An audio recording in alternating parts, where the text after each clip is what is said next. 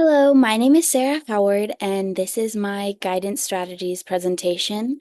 This presentation will include tools to help guide children from every chapter of our textbook, things that we learned in class that I've learned from my observations or personal experience, things that other people in the class shared from their observations. It's a full accumulation of this semester's learning. So, moving on, chapter one is a teacher's role in guiding children. This one was a little vague, so I have some of my more non-specific ideas with this one. So, invest in the children's interest. Children are more likely to listen and be engaged when they are interested and feel valued and feel like you see them. By investing in their interest, you show that you know them and you care about them, and they are more likely to be more engaged and listen to you if they feel like you care about them. So, for example, say the history lesson one week is about the age of dinosaurs. They really love learning about it, but eventually you have to move on to a different topic, math, science, reading, whatever. But you can incorporate dinosaurs in other ways to hold on to their attention by while teaching other subjects. So, for example, I have dino fossils in the sand table. That could be like a little science, like practicing like digging up and dusting off the fossils, or dinosaur earrings. I personally actually have these exact same ones that I put on here, and every time I wear them, whether it's in the kindergarten classroom or in the threes and fours classroom that I work in, they love them. They think you're like the coolest person. And then for reading books with dinosaur characters. The second one for chapter one is to change up the room. Children do need routine and stability and things they can rely upon, but they do get bored pretty quickly. They don't have the longest attention spans on earth. So, when teaching children, it is important to switch things up every now and then to keep them engaged, whether it's the seating chart so that they're working with more people in the class, or it's like the physical tables, moving them around the classroom. I have some options of like variable seating. There's even more than this. You could move them out of those squares. And then decor, changing it up for the holidays, putting pumpkins out for Halloween and snowmen for the winter season. Uh, it keeps them engaged and interested in their environment. Moving on to chapter two, theoretical foundations of child guidance. These are all our theorists that we've learned about, that Dr. Z really loved. Give a heart to heart. So these bracelets, you can see one has a heart cut out and one is the heart. Therefore, a parent and a child, um, to aid in the transition to school. Um, it helps connect microsystems. So school is a microsystem and home is a microsystem. And it helps children feel connected to their parents whenever their parents aren't around, and it it is a really good trick with kids who are, whether it's their first time in pre-K, their first time in school in general, or they just have a hard time letting go from that hug from mom. The next one is use scaffolding. So this is Vygotsky's theory. Young children uh, don't know too much, but they are eager to learn and they're curious, and they will likely initiate a lot of the learning that they participate in, but they require guidance. So, one of the best ways to guide is to use scaffolding, which is where you get more help in the beginning and then less and less help, like adult help.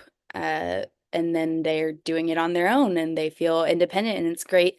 So these letters are an example. Um, if you look here, this is literally practicing the order of what the tracing should be.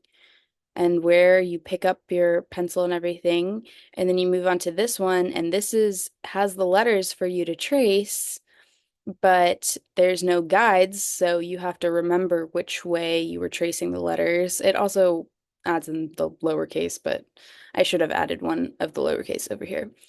But, and then this next one is the A's again, and you have some to trace, but then the next line down, there's none to trace, and you have to do it just by yourself. So that's an example of scaffolding. Obviously, with scaffolding, you need a little bit more like adult, like hands-on, but that's just a little simple example we can use. So, chapter 3, understand child development, a key to guiding children effectively. So, provide choices. Children are developing a sense of autonomy and independence, and they like to make decisions and feel like they are in charge and might react poorly to being told what to do. Uh, that's why allowing them choices works so well. Obviously, like they are not really the ones making the decisions, but it gives them a little bit of that sense of control that they're developing. But there are some guidelines to providing choices. You cannot give them more than two or three options. That'll overwhelm their little brains. And then you cannot provide them options when there is not actually a choice. So I included this scene from Barbie. Hopefully it'll play. So, what'll it be then? You can go back to your regular life and forget any of this ever happened? Or you can know the truth about the universe. The choice is now yours. The first one, the high heel. No. We'll do a redo. You're supposed to want to know. I don't. Babe, listen. You have to want to know, okay? Do it again. So I included that little clip just because I thought it was pretty funny. Um, And it's a very good example of when you offer them a choice and they don't actually have a choice, like how it could go wrong. And then the next one for chapter 3 is associating cues. Children have incredible memories, but they're kind of random sometimes. Sometimes they can remember the most mundane details or the most specific thing, but then on the other hand, they won't remember to put their pants on or their shoes on before they leave the house. So associating cues helps with their memory, like hand signals or rhymes or songs, while you're teaching the concept. That's why, like, even to this day, whenever somebody's like, "Oh, how many syllables?" Like, I have to like clap out syllables or multiplying fractions. I still sing the little song that we learned in third grade. Like, I'm not gonna sing it, but like even to this day, I still remember those because it helped me remember the process. So, associating cues will help them remember and learn better. Next one is a supportive physical environment, indirect guidance. So this is environments. This is also one of Dr. Z's favorites. I hope I live up to the expectations. I did learn a lot. So this is sensory seeking spaces. Some children, especially those who classify as neurodivergent, might need or want more stimulus than a standard classroom or school materials provide, which is why it's crucial to have a high stimulating area or a sensory bin or something in the classroom where they can get their wiggles out, get their emotions out, or just fidget while they learn, which can help them focus better, therefore enhancing their learning. I included a sensory bin you'll see over here on the right. And that's just a standard sensory bin, fidget toys, different things for them to hold and fidget with. And then I included this sensory space. I really like it because it's on the wall and it utilizes a kind of space that's usually ignored, and it doesn't take up space in the classroom. So you could still have like tables or activity centers in that area, because it's not taking up like square footage. I really like that. I would change things to be a little lower, because they're little kids, they can't reach. But I think this was for like a middle school class. So I would put things a little lower, but I thought this idea on the wall was really cool. And then sensory avoidance spaces. Conversely to the sensory seeking children, some children do not like a lot of stimulation. They prefer quiet areas where they can because they can very easily get overwhelmed. So this is why it's necessary to also have a sensory avoidant, low stimulation where kids like that, or any kids in the classroom, honestly, can take a break, calm down, regulate their emotions and themselves. This area should be visible to the teacher, but it should shield the child in the space from the other children in the classroom. I really like this tent. Kids love tents and forts, so I really like this idea. The only thing is I would have it like turned towards the teacher's desk rather than like open to the whole room. And then like not have like the toys around it. But I really like the idea of like a little, I think one girl in the class called it a Zen den. I thought that was cute. Okay, chapter 5, positive guidance, discipline strategies, direct guidance.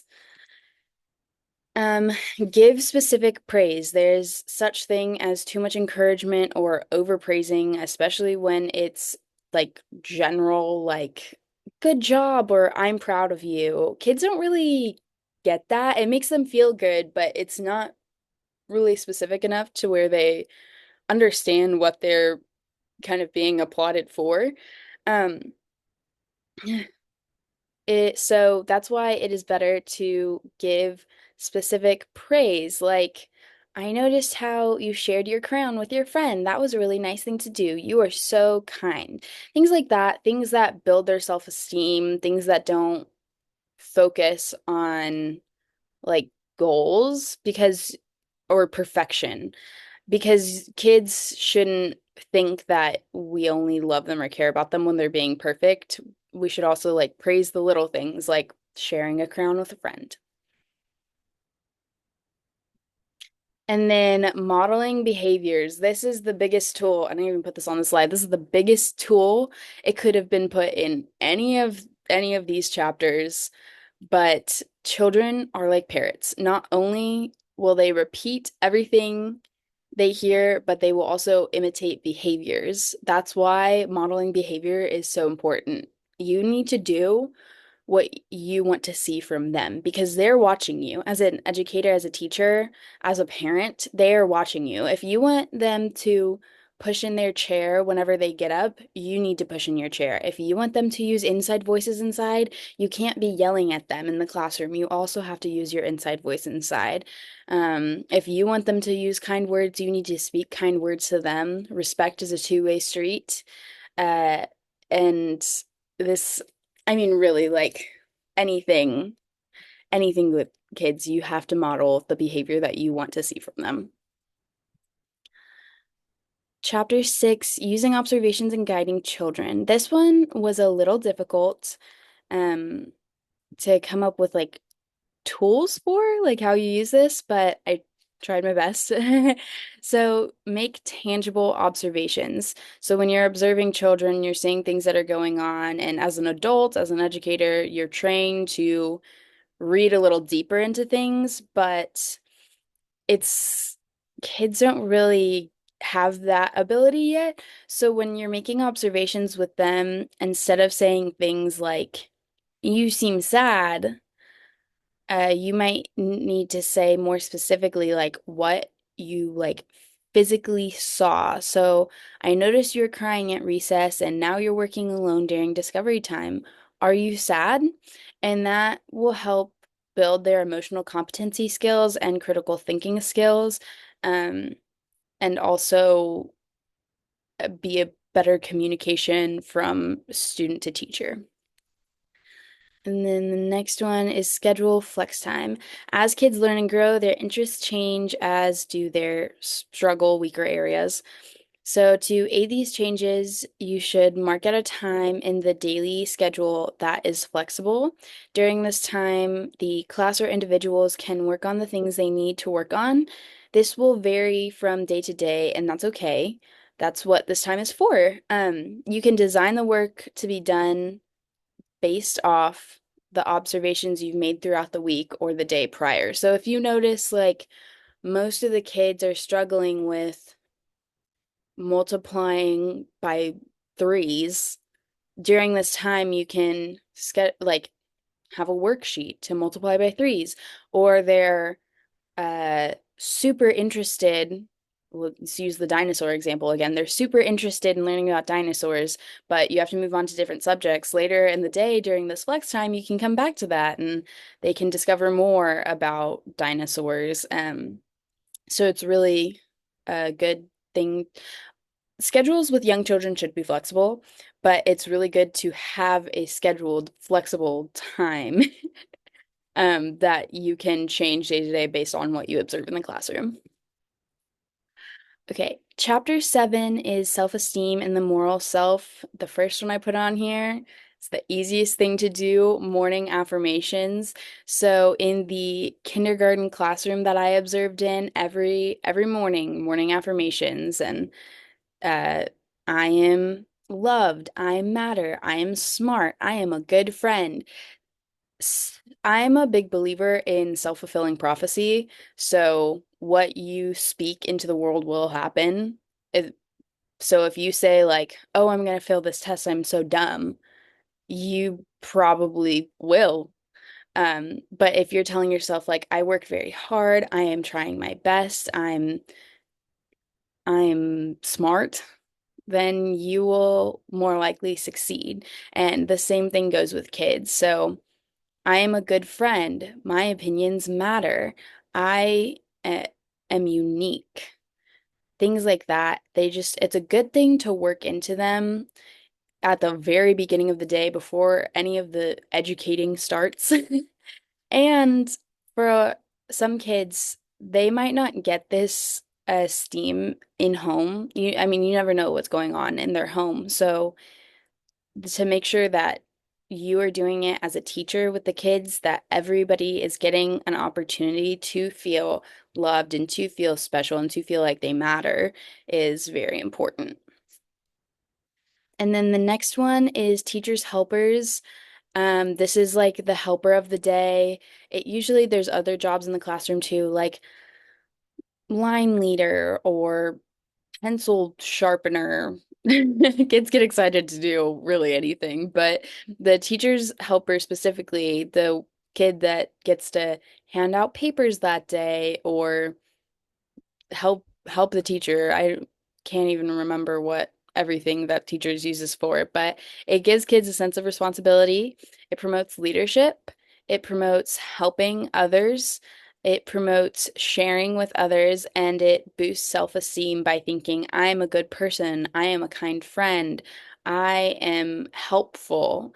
And that's how that fits into like the esteem needs.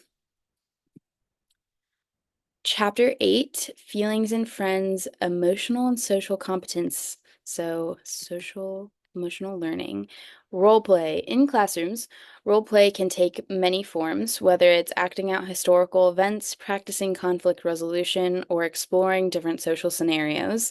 As children collaborate and navigate these exercises, they not only strengthen their social and communication skills, but they also learn how to resolve conflicts peacefully, and they develop problem-solving abilities and they build stronger relationships with their peers. So you can see in this top image, the little boy is sharing with the little girl and they're acting out a social scenario where he's giving her fruit and she's exchanging money, and this is like real world scenarios that can teach them about like social norms and stuff like that. And then the bottom picture, the little boy is playing doctor. And I mean, obviously, he's not actually doing anything. I doubt that stethoscope even actually works to listen to her heartbeat. But this one I like because it shows, it builds a sense of caring for others.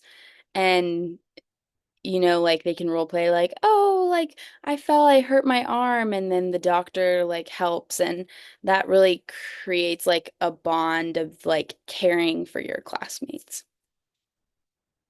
And then social stories. Social stories are a fantastic tool for helping children develop social and emotional skills, particularly how to navigate group interactions, share their thoughts and opinions, and disagree respectfully. One effective way to integrate social stories into the classroom is by setting aside time for children to share these personal stories. So, in the kindergarten class I observed in this semester, they did social stories on Tuesdays and Thursdays. And this was time after morning meeting, and they did their daily affirmations. This was time that they could take turns talking about whatever's going on at home, maybe something they did in the weekend, or something they just think is cool. And then the kids, if they agree or they think that's cool, they will do this. And this is like the same. I feel the same. I agree. Or if they don't agree or like whatever the person said, they can raise their hand and they have a sentence stem that's like, I understand that people feel different and not all of my friends have the same feelings as me. I don't agree with your feelings, but we can still be friends. It's something like that. Um, and this helps foster a agreement even or not agreement respect and friendship even in disagreements, which is something I feel like we lack in today's society, so I'm really glad that people are doing this with our younger generations. And then chapter 9 is resilience and stress in childhood. So, read real life books. Children deal with stressors that you might not know about. They might talk about it and they might tell you, like, oh, my parents are getting divorced, or oh, I'm moving, or oh, my dog died. But that doesn't, like, not everything gets talked about. Sometimes kids are going through things at home that you don't know about. So that's why I really like these books. Things about when your friend moves or when you move or kids that are differently abled or when your parents forget how to be friends and they get divorced and you're splitting the weekends with dad or your dog dies or a family member dies. These books are really good, especially when they're going through this, but even if they're not going things that are happening, it helps them understand other people who are going through this and it prepares them a little bit to when or if this does happen in their family system. Ooh, excuse me. And turtle time. Turtle time encourages children to take deep breaths, close their eyes, and focus on calming their bodies and their minds. This helps them slow down and regulate their emotions, shifting from big emotions like anger, sadness, even excitement, but it's mainly the more negative emotions, um, to self-regulation and reflection. As an educator, you should then provide them prompts once they've calmed down to help them express their feelings, like, how are you feeling right now? Or can you describe what's going on inside their body? Which, if you ask children that, you will oftentimes get a pretty funny answer, but you cannot laugh at them while they're answering these sentence stems. Um, this helps them deal with internal and external stress. So if they're feeling all jumbled up inside and freaked out, it helps. Or if the environment is just too much for them and they're getting overwhelmed, it helps. Stuff like that. Chapter 10, aggression and bullying in young children. Preventative practices are one of the biggest things to aid aggression and bullying. Teaching children to say, please stop, I don't like that, helps them set clear boundaries and communicate when they are feeling uncomfortable or unsafe. This empowers them to assert themselves calmly and confidently in the face of aggression or bullying. And this is a little clip. Please stop. I don't like that. I'm feeling uncomfortable. I need more space. Not around me. Don't take it personally. It's about the boundaries. It's about the boundaries. I want you to draw your boundaries so you know that. Please stop. I And I like that little song. Obviously, the kids cannot remember like the second part. It gets a bit wordy, but to teach them that it is okay to say, I'm uncomfortable. Please stop. I don't like that. To stand up for themselves, to draw these boundaries. That is probably one of the most helpful things you can do in the face of aggression and bullying. The next one is balloon breathing, really any breathing exercises to help kids calm down, such as squeezing your thumbs, uh, balloon breathing, or the five-finger breathing. These are calming techniques and they help relieve emotional and physical tension that might cause aggression. And this can help minimize aggressive behaviors because frustration and big emotions that kids don't know how to handle are generally the cause of most childhood aggression. Not all, especially bullying. There's often things like they're saying it in the home, but when it's acts of aggression like hitting a friend or like throwing their chair on the ground or something like that, that is usually from not being emotionally regulated. And so these breathing exercises and calming techniques can help. Chapter 11, minimizing challenging behaviors, visual cues. You might see these in school hallways, in the classroom, in the bathrooms. Uh, to use a quiet voice, quiet hands, quiet feet. Use your words. It's a big one. Listen. And just to have them around the classroom, around the areas that the child's in at their visual eye line, like not all the way up, like somewhere they can see it, just to remind them how they are supposed to be acting without the teacher having to actually say something. And then ignoring behaviors. Sometimes when kids are acting out or demonstrating challenging behaviors, it is honestly most effective to just ignore them. Now, some behaviors cannot be ignored. If they are harming themselves or other children, this cannot be ignored, nor can rude or disruptive behaviors. But if a child decides to stand up and hop around the classroom and it's not bothering anyone in the class, everybody's getting their work done, just let the kid hop around the class. Sometimes with challenging behaviors, you just have to pick your battles. And sometimes kids are demonstrating challenging behaviors because they are seeking attention. And by ignoring, again, with discretion, some things can't be ignored, uh, they are not getting the attention that they are poorly seeking. So, if attention is the reason for the challenging behavior and you ignore it, they will likely stop demonstrating this behavior because it's not getting them what they want. A lot of challenging behavior is goal oriented. Chapter 12, apply your knowledge, guiding children through routines and transitions. Routine reminders, reminding children of the schedule or routine every day so they learn can give them a sense of independence and comfort knowing what is going on. The schedule should be visible to the kids, again, at their eye level, not all the way up at the top of the classroom. Um, it creates a sense of security when they know what's going on.